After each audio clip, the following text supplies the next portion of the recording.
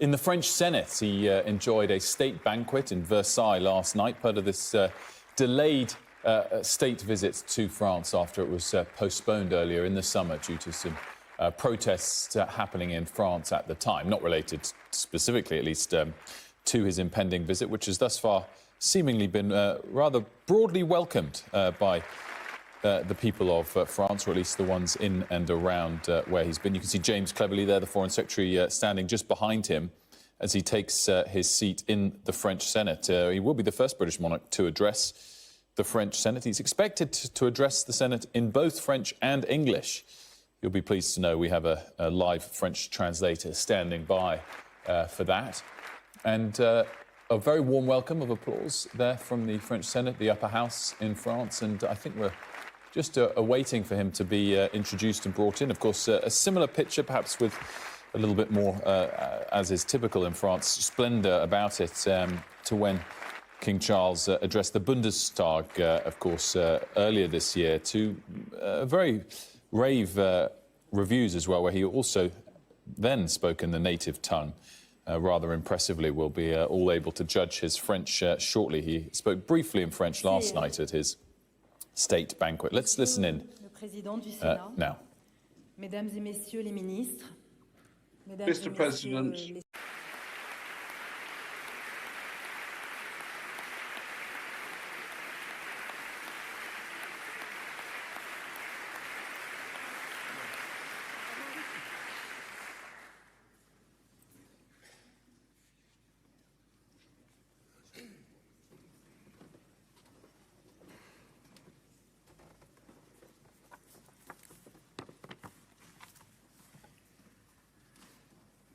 Monsieur le Président, Madame la Présidente, Mesdames les sénatrices et Messieurs les sénateurs, Mesdames et Messieurs ladies senators, let us stride forward with hope and courage, and let us do so together.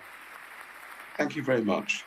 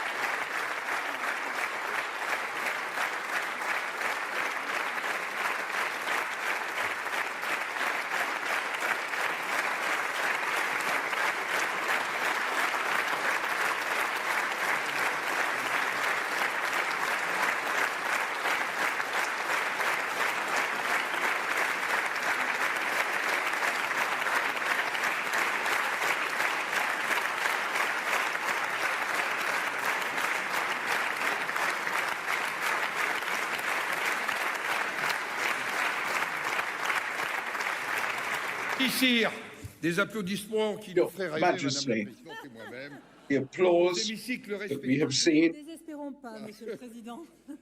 We do not despair, Mr. President. Ladies and gentlemen, parliamentarians, I ask you to remain seated until the National Assembly and accompany His Majesty to thank him for his presence this morning. Thank you, Your Majesty.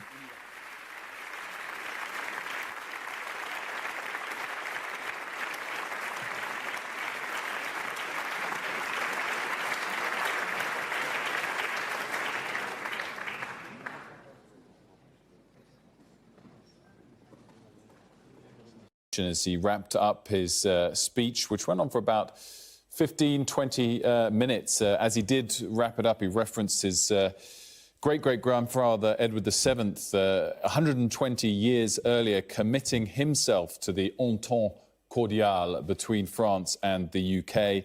and King Charles saying, for his time as king, I pledge to do whatever I can to be in commitment between the two countries.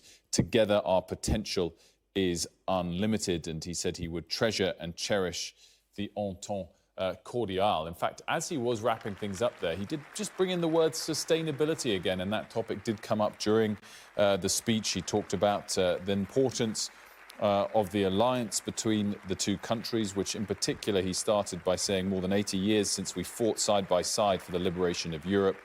It's an alliance and a resolve that's as important as ever, and we stand in resolute solidarity with the Ukrainian people at the moment. But he went on during that part of the speech to talk too about standing together on global warming and climate change, which he described as the most existential threat of all. He said urgent to see measures taken, and he said specifically, I have long felt our business can play a vital role in partnership with governments. He did say out of the political aisle there, thus perhaps keeping himself out of any hot water, but of course the timing of making such overt comments like that, comments which he may well have made no matter what, given his passion on the issue, will no doubt be dissected in the hours ahead, given the announcement from the Prime Minister yesterday to relax some of the sub-commitments to the UK reaching net zero by 2050, while maintaining that ultimate commitment to reach net zero by 2050. In fact, as the King was making that speech, the Prime Minister did tweet on